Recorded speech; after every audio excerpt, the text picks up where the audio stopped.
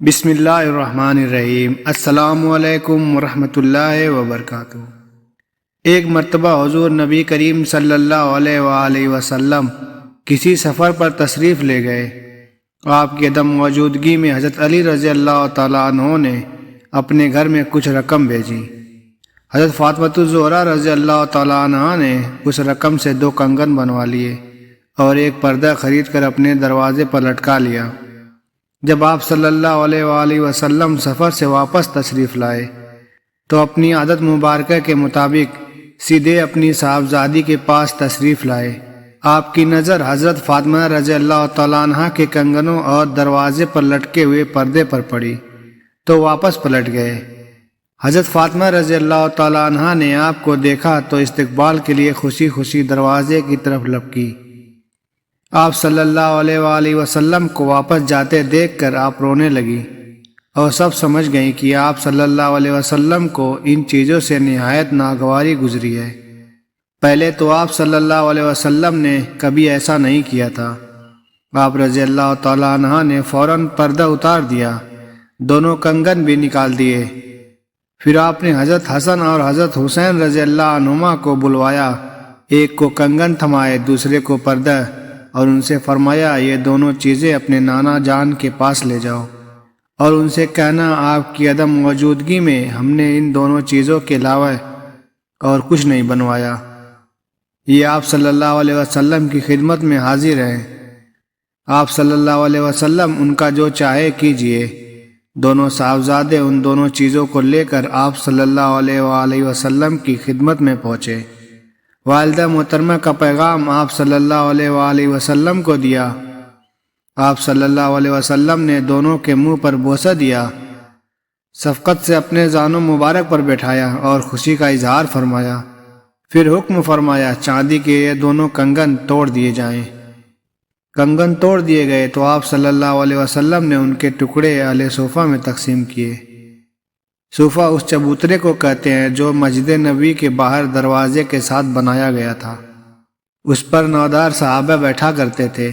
پھر آپ صلی اللہ علیہ وآلہ وسلم نے اصحاب صفہ میں سے ایک صحابی کو بلایا، ان کے پاس کپڑا نہیں تھا، اس دروازے کے پردے میں سے ایک ٹکڑا پھاڑ کر انہیں دے دیا۔ اس طرح ہر ایک کو تھوڑا تھوڑا اس پردے میں سے عنایت فرمایا۔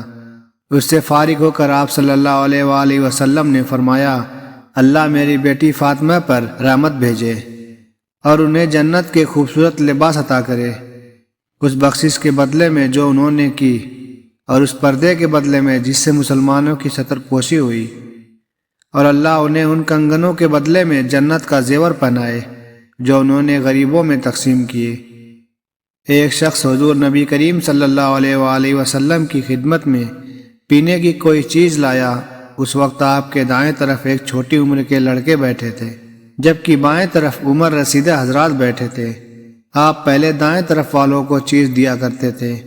آپ نے اس لڑکے سے فرمایا کیا تم مجھے اس بات کی اجازت دیتے ہو کہ میں پہلے ان حضرات کو دے دوں؟ اس پر وہ لڑکا بولا نہیں بخدا نہیں، آپ صلی اللہ علیہ وسلم سے حاصل ہونے والی متبرک چیز کے بارے میں ہرگز کسی کو ترجیح نہیں دے سکتا، یعنی پہلے میرا حق ہے مجھے ہی دیں۔ آپ صلی اللہ علیہ وآلہ وسلم نے پہلے انہی کو وہ چیز پلائی۔ یہ تھے حضرت عبداللہ ابن عباس رضی اللہ تعالیٰ عنہ۔ ان کی بات ہر درجہ دانشمندانہ تھی۔ 9 ہجری میں قبیلہ ثقیف کا وفد دربار رسالت میں حاضر ہوا۔ یہ لوگ آپ صلی اللہ علیہ وآلہ وسلم کی خدمت میں مناظرہ و مقابلہ کی غرض سے جاتے۔ اس وفد میں ایک بچہ بھی تھا جو رات دن اہل وفد کے سامان کی حفاظت پر مقرر تھا۔ ایک دن کا واقعہ ہے کہ رات کو اہل وفد سو گئے تو یہ بچہ چپکے حضور صلی اللہ علیہ وآلہ وسلم کی خدمت میں پہنچ گیا اور خفیہ اسلام لے آیا۔ اس دوران وہ باقاعدہ اسلام کی تعلیم حاصل کرتا رہا اور حسب موقع دربار رسالت میں حاضری دیتا رہا اور قرآن کریم کی تعلیم بھی سیکھتا رہا۔ دوران حاضری حضور صلی اللہ علیہ وآلہ وسلم کو ماوے خواب پایا تو جلیل القدر صحابہ رضی اللہ عنہم سے علم حاصل کر لیتا۔ اسلام اور قرآن کا یہ عاشق خوش نصیب بچہ حضرت عثمان بن ابی العاص رضی اللہ تعالیٰ عنہ کے بچپن کا واقعہ ہے۔ حضور صلی اللہ علیہ وسلم کی مدینہ منورہ حاضری پر ایک لڑکا آپ کی خدمت میں پیش کیا گیا اور لوگوں نے کہا یا رسول اللہ، اس نے 17 قرآنی صورتیں حفظ کر لی ہیں۔ حضور صلی اللہ علیہ وآلہ وسلم نے امتحان کے طور پر کچھ سنانے کو فرمایا۔ لڑکے نے آپ کے سامنے سورہ کہف سنائی۔ اس پر آپ صلی اللہ علیہ وآلہ وسلم نے مسرت کا اظہار فرمایا۔